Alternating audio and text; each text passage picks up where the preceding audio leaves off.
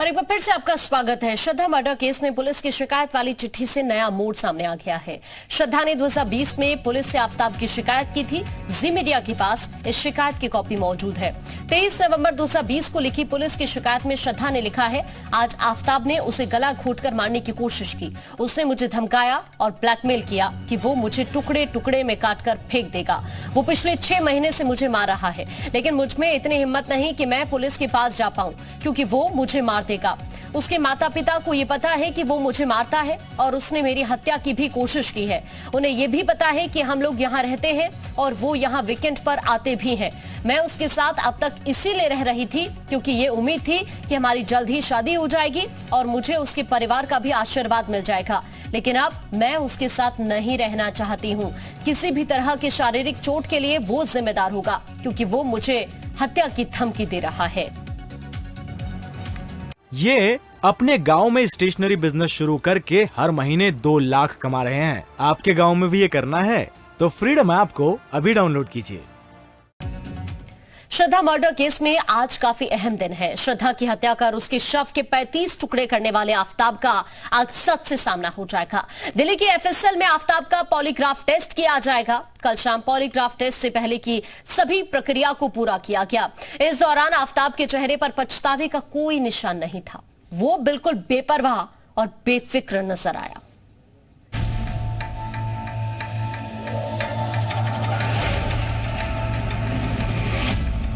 न चेहरे पर कोई पछतावा, न किसी तरह की शिकन, बेपरवाह चाल, ना कोई टेंशन, ना कोई तनाव, बिल्कुल बेफिक्र बॉडी लैंग्वेज। इसे देखकर कौन कह सकता है कि एक बेरहम कातिल हो सकता है जिसने अपनी लिव इन पार्टनर को बड़ी ही क्रूरता से मार डाला और फिर उसके शव के 35 टुकड़े कर दिए। ये है श्रद्धा वालकर के मर्डर का आरोपी आफताब पूनावाला।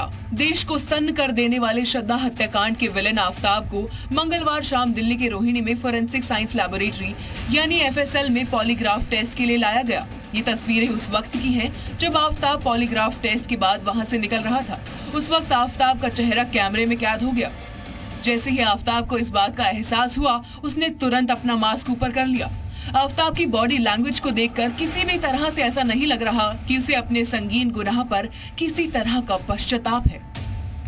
एक युवक जिसने अपनी लिव इन पार्टनर का कत्ल कर उसे 35 टुकड़ों में काट दिया, वो पुलिस के घेरे में और जांच के दायरे में होने के बावजूद इतना बेफिक्र कैसे हो सकता है? ये बात हैरान करने वाली है। आफताब पुलिस अधिकारियों से घिरा होने पर भी बिल्कुल रिलैक्स था। वो बड़ी ही बेफिक्री के साथ जांच अधिकारी के साथ बात कर रहा था। इसके बाद जब उसे वहां से ले जाया गया, तब भी उसने ऐसे इशारा किया मानो वो हत्या का शातिर आरोपी नहीं बल्कि कोई सामान्य व्यक्ति हो। कत्ल करने के बाद आफताब का लाइफस्टाइल देखे तो ऐसा लगेगा कि उसे श्रद्धा के मर्डर करने का कोई अफसोस नहीं है। मंगलवार को आफताब की पॉलीग्राफ टेस्ट से पहले के सेशन पूरे किए गए। पॉलीग्राफ टेस्ट एक फोरेंसिक वैज्ञानिक जांच प्रक्रिया है जिसमें तय मानकों के अनुसार ये पता लगाने की कोशिश की जाती है कि कोई व्यक्ति सच बोल रहा है या नहीं।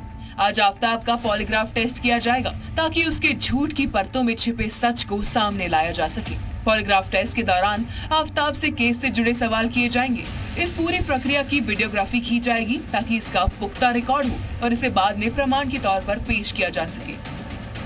पॉलीग्राफ टेस्ट में ये जानने की कोशिश की जाएगी कि आखिर कत्ल का मकसद यानी मोटिव क्या था, आफताब ने किस वजह से श्रद्धा की हत्या की।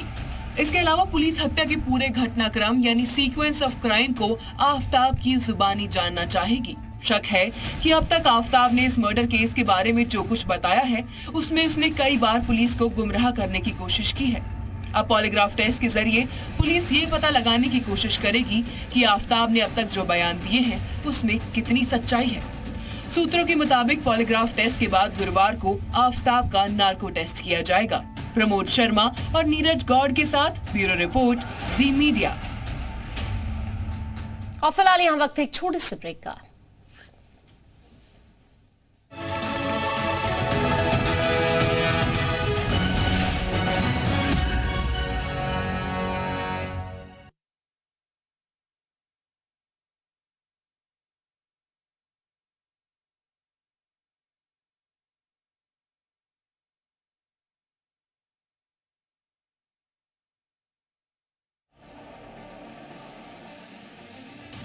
श्रद्धा वालकर की हत्या के आरोपी आफताब को मंगलवार को दिल्ली की साकेत कोर्ट में पेश किया गया। ये पेशी वीडियो कॉन्फ्रेंसिंग के जरिए हुई। आफताब ने अदालत के सामने अपना गुनाह कबूल कर लिया, लेकिन इस कबूलनामे में भी शातिर आफताब ने खुद को बचाने का दांव चला। आफताब ने दावा किया कि उसने आवेश में आकर श्रद्धा की हत्या की, यानी एक तरफ तो उसने अपना अपराध स्वीकार किया, तो वहीं गुस्से में कत्ल करने की बात कहकर खुद को बचाने की कोशिश भी की। इतना ही नहीं, आफताब ने अदालत में ये भी दावा किया कि श्रद्धा ने उसे उकसाया था। ऐसा कुछ उसने नहीं बताया कि मैंने क्यों ऐसा, सिर्फ उसने एक बोला कि मुझे बार बार प्रोवोक की जाती थी, जो है बस इतना। उससे मैं उससे हाँ, बस ये प्रोवोकेशन का ही था, ऐसा ही नहीं बताया कि मैं क्यों किया। सॉरी, जो विटनेस विक्टिम थी उसके पार्ट से जो है प्रोवोकेशन का उसने एक वर्ड का यूज किया बस।